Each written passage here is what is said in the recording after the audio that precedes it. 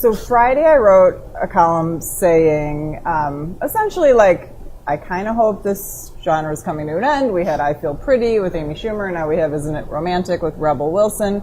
I would love more movies where a normal-sized woman finds herself the object of affection, and it's not sort of part of the plot, and she wasn't concussed, and no one was hypnotized in order to find her inner beauty like Shallow Hal. I got a lot of feedback. Almost all of it, people saying like, heck yeah. Yeah, bring it on. Yeah, bring it. Yeah. I got an email from Virginia Madsen, the actress from a bunch of stuff, including Sideways. Sure, Sideways. Right? Oscar nominee for Sideways, yeah. Yeah. Chicago native. Went to New Trier. She emailed me, I printed it out. I like to print stuff. You like to print stuff? Yeah. Rather than read it on the screen? Always. Same. Always. Yeah. Anyway, she says that I should see Wild Honey. Rusty Schwimmer and I grew up together and graduated from New Trier High. As we transplanted to Hollywood, this is Virginia Madsen talking, as we transplanted to Hollywood, we had very similar experiences in the Hollywood system.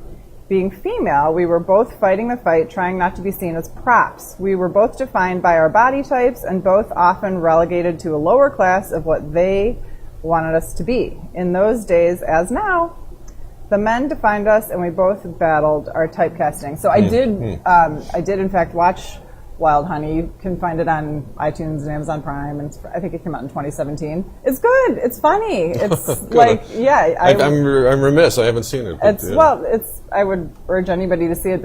I laughed out loud at a couple of scenes. She's a phone sex operator, trying to just like make ends meet. You know, pulling in people, keeping them on the phone for once you get to like the $1 a minute point. You're probably not familiar with those numbers.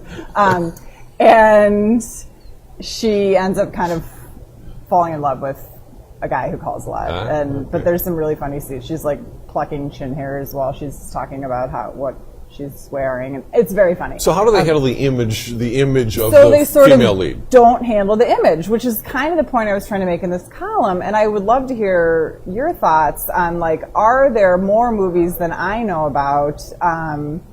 You know, indie, Hollywood, wherever we could find them, where a woman is just a normal-sized woman and happens to find herself worthy of love, happens to find love in a way that's like a little more like the real world.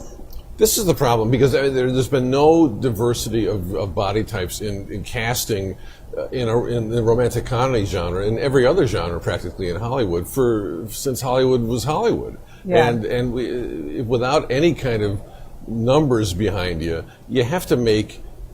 I guess the feeling is in the writing and the conception and the casting of these films, and often they're built around and come from the talent at the center of it, like Rebel Wilson in Isn't It Romantic?